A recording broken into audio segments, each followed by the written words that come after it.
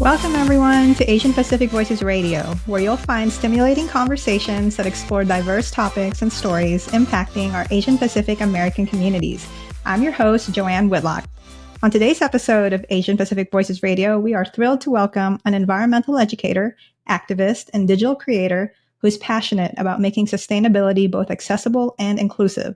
She is the founder of Green Jobs Board, which provides pathways for people looking to enter the green economy by connecting employers and job seekers. Her impactful work addresses the critical intersections of environmental justice, racial equity, and climate activism. Her vibrant presence on social media empowers communities of color to actively participate in the movement for a more just and sustainable world. It is my absolute pleasure to welcome Kristy Drutman, widely known as Browngirl Green. Hi, Kristy, and welcome to the show. Hi, everyone. I'm so excited to be joining for today's Asian Pacific Voices radio interview. So happy to be here. Yeah, thank you so much for taking the time to be with us. We're happy to have you here as well. Well, let's get right into it. Let's start with getting to know about you personally. Tell me a little about yourself, your background, and just your upbringing. Yeah, so I grew up in a Jewish and Filipino household. So I grew up in a mixed race household. My mom immigrated to the US from Mindanao. And so for me, growing up, I grew up with a lot of values from both my Filipino heritage as well as my Jewish heritage. Grew up, learning about how to care for the world, care for people through my parents, honestly, both very caring, good hearted, amazing people. And I think as time went on, I learned more and more about the injustices happening in the world and realized that I wanted to do something about it, but I didn't know exactly what that would look like. And so for me, like I remember taking my first like AP environmental science class, end of high school. And I remember that being like this really eye-opening moment where I realized what was happening to our planet when it comes to climate change and the environment, and realized that I wanted to do something about it. I was like, oh, if you're going to help people, the best way to do that is actually the places they live, places they play in, the places they breathe, drink water, eat food in. Like, what better way to help them besides that? You know what I mean? So I think, my roots start through my family, through my values of, connecting with people that just, wanted to protect the people and the ones that they loved. And I felt like protecting the environment was a key way for me to do that. That's awesome. Yeah, that was my next question. Was what was your experiences or influence that kind of shaped your passion for environmental justice? So that's great to hear where that came from. So can you share the story then behind the name Browngirl Green? What inspired you to start that platform? So I know you talked about kind of the experiences that got you to get to your passion, but the actual name of Browngirl Green, can you tell us the story behind that? Yeah, well, something I didn't include in this last question that you asked also was that a big wake up moment for me was when Typhoon Haiyan hit the Philippines. And so for me, I was in college, I was in university, and it was right when I went to UC Berkeley and was studying environmental policy. And I realized, there's so much that people just aren't aware of on how, the Philippines is on the top ranked of being on the climate vulnerability risk index around the world. So basically, I realized I was like, wow, like people who look like me and come from my communities and my family, are all actually on the front lines of the climate crisis. It's not some distant thing that's far away. It's impacting our communities right now, today. And so for me, that was a big aha moment that made me realize that, I have a responsibility. I have a college education. I have all this access. I have all this privilege. What am I doing with it as a member of the diaspora? And for me, I realized that, if I was going to do anything to try to address these issues, it would be to do everything I could in my power. And, a big part of that was actually during college having the opportunity to live in the Philippines for a summer, where I actually worked for a climate justice organization called Ibon. And Ibon means bird for people who don't know. And basically the idea was like, talking about climate justice, thinking about what does it mean to create liberation for Filipino people through the lens of climate justice. And during that time, I really got to understand from both like an urban to like a rural and indigenous perspective how climate change and environmental injustices were impacting the Filipino people, especially the Lumad who live in, Mindanao, where my family's from. And so I had the really rare and special experience of being a part of an amazing program called Kayoko, which no longer exists, sadly, but has evolved and transitioned over time. And during that time, I was able to really understand that, my connections to my identity really shape and inform my environmentalism. That even though I studied environmental science and city planning, and I knew the policy and I knew the politics, I knew all these things, I didn't see anyone who looked like me in these rooms. I didn't see anyone who was at the lectern, who was on the boards of these nonprofits, who was giving these speeches. And, I'm really lucky now that I've had the opportunity to interview the Al Gores and the Bill McKibbins and the really big climate names of the world on my show. But back then there was not people who look like me, on that stage, having the ability to educate and reach as many people as possible. And so I figured, I can't be the only one who feels this way. And so I was like, I'm not going to wait for mainstream media. I'm not going to wait for the mainstream news channels to get this right. I'm going to do my own thing. So last semester of college at UC Berkeley, I decided to start my own podcast. And I remember though I was sitting outside of campus on UC Berkeley's campus, and I literally like looked at my hand and looked at a tree with a leaf, and it came to me. I was like, oh, Brown Girl Green. Like that's literally where the name came from. It was like me sitting at my favorite cafe on campus and just was like, oh yeah, that's like such a simple but poignant way to say I am someone who deeply cares about these issues, but it's also informed through the lens that I am a brown woman. And I think that that's just as important. And I think there's a lot of spaces I would be in with climate scientists or people trying to solve these issues where they're like, we don't see color, or that doesn't matter, or that's not a factor. But in my lived experience, it was like, no, like it informs the ways in which you get access to opportunities for internships, for research, for field work, for the ability to get your first job out of college to try to get into climate science or try to do something to protect the environment. For those of us who come from marginalized backgrounds, we don't necessarily have all the resources to do those things or even have like the awareness or the connections to connect the dots on those things. I know I didn't. I know I had to figure out a lot of those things myself. And so I think for me, I just kind of came to this realization that it's like, oh, if we want to get people to care about these issues, we have to understand who's in the room and who's not. And a lot of people that look like me were not in these rooms. And so, yeah, I just kind of came up with the name Brown Girl Green as like a bigger statement to say, no, we are here. We deserve a seat at the table. We're actually building the table. And, you guys need to like recognize that our stories matter. And so I did it as, yeah, this symbol for my frustration of feeling that lack of voice, that lack of representation, and wanting to do something about it.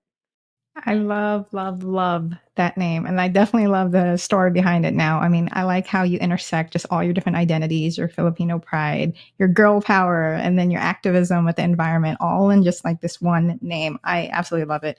As Filipino American myself, so it's definitely a proud moment when I see fellow Filipinas just shattering the glass ceiling.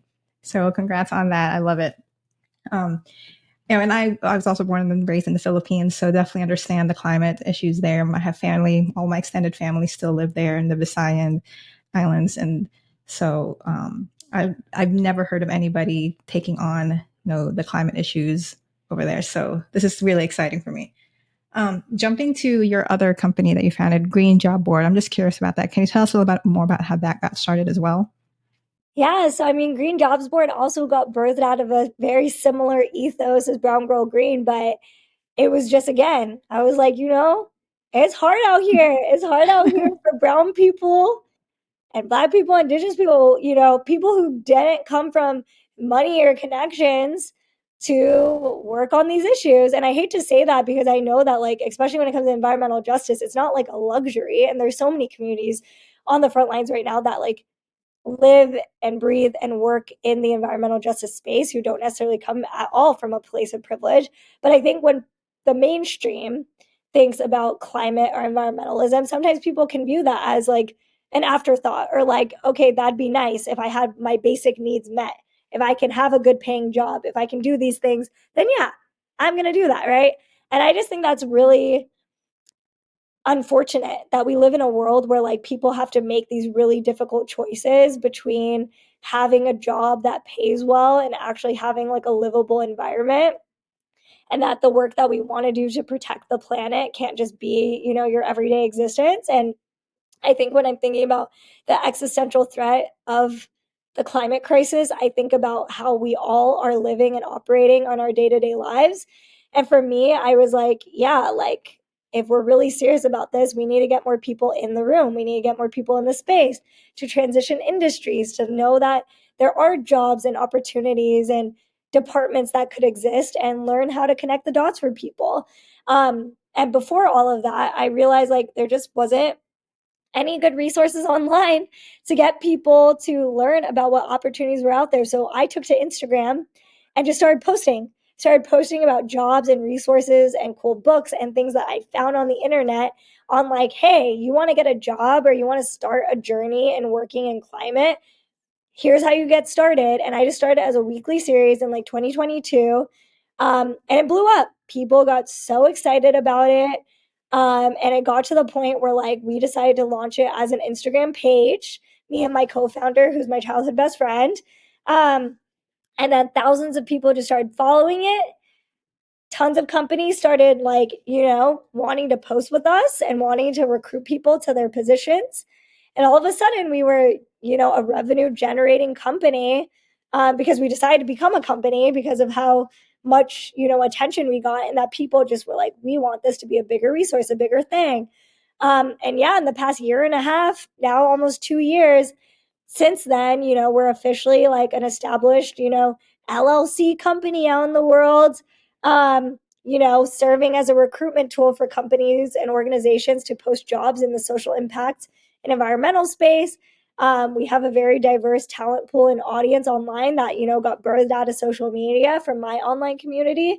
And people are just excited about it. And in the past year, we've hosted like almost 2 or 3 like in-person events, like actual summits and conversations. And we're about to host another huge one upcoming this month in New York City for Climate Week. And it's going to be a 3-day summit, bringing people together to talk about what is the future of getting a job in climate. What does that even mean? What does that even look like? And I'm just excited. And so for me, like, I don't just view it as like a company or an initiative. I view it as like a movement of like, we can talk about fighting for, having a clean environment. And we can also like show people that it's not just like a nice to have. It could actually be essential. It could actually build you a long-term sustainable career that is going to like provide you so many benefits and make you just feel good about yourself at the end of the day for the work that you're doing in the world. You've accomplished so much in that short amount of time. It's crazy that you say that some of this just started in 2022 or whatever, because you have blown up so much already in that short amount of time, and you are so passionate. I can hear it in the way you're speaking about it. So like, what's been the most rewarding moment in your journey as an environmental educator and advocate? I think the most rewarding thing has just been the ability to build a roadmap and a blueprint to make it easier for other people. I think I didn't have that kind of support. And now we're seeing so many people, younger people even, like trying to now get into these roles around communications, or trying to like build just really cool initiatives and collaborating and finding ways to use these tools to do that in ways that didn't exist before. And I'm seeing my friends who are like around my age and now in, these positions where we all didn't have those resources, now building funds and scholarships and pathways and pipelines to get into these spaces because we knew how hard it was just a couple of years ago because we didn't have that. So for me, I think the most exciting thing is just seeing that I'm a part of the emergence of building something that just never really existed before, and just knowing that I'm going to make someone else's life, whether it's now or somewhere down the line, easier. I think that's really exciting. And I've had people message me telling me, hey, like, you made me feel seen. You made me feel like I wasn't alone for the first time ever in this journey. Or wow, I like now want to pursue this type of project, or I want to try to do my own podcast, or I want to do this, I want to do that, because they saw me doing it. And so I think for me, that you can't even put that into words, because it's like, wow, like people are watching in a good way. And I think that that is creating a ripple effect, whether I see it now or a few years from now. And I think I'm really glad that I get to be a part of that in some way, shape, or form. I love that you're paying like everything that you've learned, you're paying it forward to others. You know, there's so many people that struggle, they take on and but then they kind of run with it on their own without really kind of doing what you're doing, passing it on and paying it forward. So you actually intentionally thinking about, you know, giving to others and passing on so that people behind you don't have the same struggles. Like sometimes it's not an intentional thing that people think about. So that's pretty cool. You're talking about how your social media is kind of your big platform and you're so active on it. You have so many followers. I've been creeping on you already, you know, and you use your platform as a tool for education and activism. But how do you balance like your personal authenticity and addressing such serious global issues? Like when it comes to your social media brand, social media presence? I love that question. I mean, I think it's like definitely happened in like ebbs and flows. Like there's definitely periods where like I'm very on and it's like, okay, I have to be professional. I have to really like be this person. And then sometimes like people just want to see me be like a human. And I think like sometimes that content even performs significantly better than like actually the messages I'm putting out in the world, because I think people want to feel like you're not just on some pedestal or something and that they can't access you. But I think that also can create weird parasocial relationships too. So you know, there's that as well. On the flip side of things, I think sometimes people think when they see you on the internet, that means they like know you, and you're like, oh no, you don't know me. You Right. know this version of me that I'm putting out there, but like that doesn't encapsulate all that I am. You know what I mean? And so I think for me, I think I'm just realizing like I think I'm just realizing that there's just this huge dissonance between, you know, having an online media presence and like recognizing that like people are going to have their own perceptions, their own judgments on like what that looks like. And I think for me, I've had to remember my vision and my purpose at the end of the day. And I think that's like what grounds it ultimately. So you've talked about, you know, we just said about social media and people's perceptions of it. You know, what are some of the most common like misconceptions about environmentalism that you've encountered, you know, especially within communities of color? Have you ever experienced that? Any kind of misconceptions that people have about it? Yeah, I would say that the biggest misconception that I continue to see is that like it's only for people that are like elite or like white or like come from, you know, privileged communities. I think we have to realize that like those of us who come from like these diasporas have like been in this space for, you know, from our ancestors for a time immemorial. Like our ancestors were living sustainably in connection with the earth, and due to like colonization we've been really like divorced from nature. And you know, I think that's not anyone's you know, who come from a marginalized community like fault. Like it's just like how things have been. But I think it's important to develop, you know, a bit more of those awarenesses on like how those things have unfolded and how you're getting connected. And I think for me it's one of those things that um I don't think a lot of people like understand as like why we need to reconnect with nature. I think people, you know, people say, oh, getting out of the outdoors is good, nature is good, but I don't think people understand that like this is connection to your ancestors, is connection to, you know, your roots and your past that maybe you don't even know about, that it's connected to your family. And I think all of those things are just really important, that I think don't always get valued or seen the way that it needs to be. And so I think that for me, that's one of the biggest misconceptions, I would say. Yeah, and like to follow up with that, like I think the issue sometimes though is like people they may have the same sentiments about the environment, but then don't really know where to start or how to help out or what they can actually do. Like they may feel the same passion about it, but just don't really know like how to go about it, you know. So do you have any advice of like what are some simple everyday actions that you can recommend for people who want to positively impact the environment or just kind of like day-to-day things that, you know, people who are not actively engaged in it, like they can do on their day to day? Yeah, I mean, I think on a bigger level, I think it's really important for people to vote. I mean, at all levels, not just the federal level, but like make sure that you're educating yourself about like what your local government and local government officials are actually doing about these issues that you care about, especially when it comes to the environment, but all political issues included, I think is really important and really valuable. So I'd say from like a bigger systemic level, make sure you're voting and register to vote, I think is really important because a lot of people in our communities don't necessarily do that, or have, barriers in doing that. And so I think that's really important. I would say, looking up and finding, a local environmental justice organization in your community could be great. And that doesn't necessarily mean like it's going to be called environmental justice. It could be like a group that's focused on affordable housing, or a group that's like, I'm here in like Los Angeles, and, there's groups now that are doing like, water pass outs for people that, are don't have adequate access to like shelter or housing, and like they're bringing them water, um, or food banks, like or a community garden. Like there's a lot of options. So I think thinking about how are you just engaging with your local community and making it a better place to be, to breathe in, to walk in, to live in. I think that's always good questions. I'd also recommend people check out EPA's tool called EJ Screen, or Environmental Justice Screening Tool. It's like an interactive tool where you can actually like type in your zip code and see what kind of environmental issues or pollutants are in your area.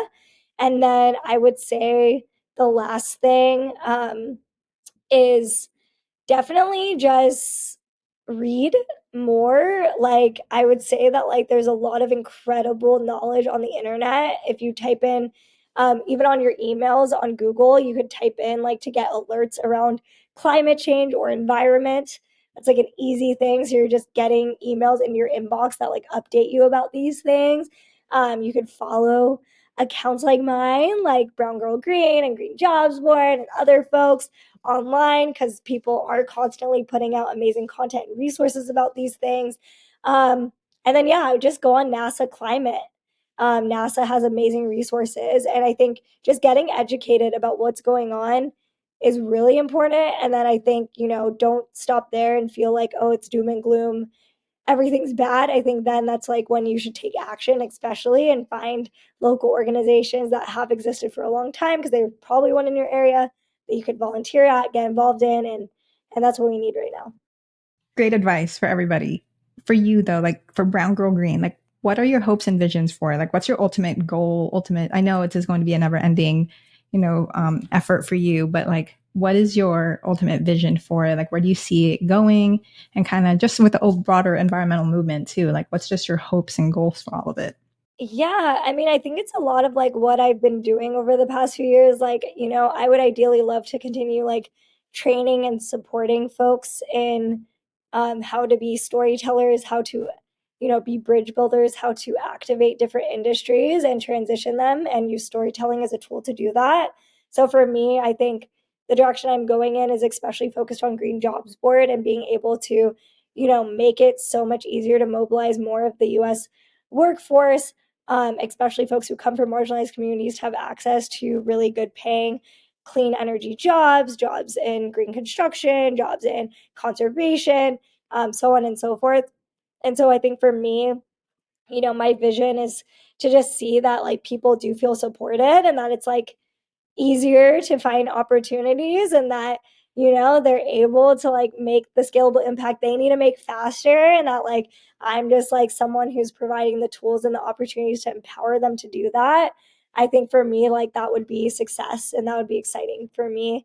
And then I think lastly, like I definitely have had different iterations of independently producing my own show, and definitely like want to continue finding opportunities to collaborate and find organizations that are aligned to support that work, as someone who like is creating dynamic, entertaining media to educate audiences about climate change. So yeah. This has been so educational. Like, I love the way you articulate kind of, your goals with it, like all the efforts and all the things that you are, kind of fighting for. Like, you just articulate it really well for listeners. So this has been super educational for me. Um, I do have one last question for you because I know we're running out of time, but you talked earlier about how you've had the opportunity to interview different figures in the climate scene. But if you could collaborate, though, with any celebrity or public figure on an environmental project, it doesn't have to be somebody that's currently in the climate scene, who would it be, and kind of what kind of project would you want to create together? Oh my gosh, I like It's more that of a fun question. question, but No, that's a fun question. I mean, honestly, I think if I was gonna get like Filipinos excited about climate, I would love to collaborate with like Manny Pacquiao. Like we could do that's like a awesome. boxing fight, but it's like fighting the fossil fuel industry. That would be amazing. Like I put boxing gloves on with Manny Pacquiao and we're defeating oil and gas. Oh my God. That Oh, would be that's so amazing. fun. And we like go get some like vegan Filipino food together afterwards. That would be like a day with Manny Pacquiao and Browngirl Green. That'd be a fun one, honestly. That is so fun. I want in on that project if that ever happens. I love Manny Pacquiao. Right. Thank you so much. Kristy, unfortunately, that's all the time we have. I know that we went by really fast. But before we sign off, though, please share with our listeners your website, social media handle. I mean, that's obviously your main platform and you're so active in it. So I would love for all our listeners to be able to tune into that. So can you share your website, social media handle, so they can just learn more about you and what you do? Yeah, thanks so much. Yeah, you guys can check me out at browngirlgreen.com. Also browngirl_green on Instagram.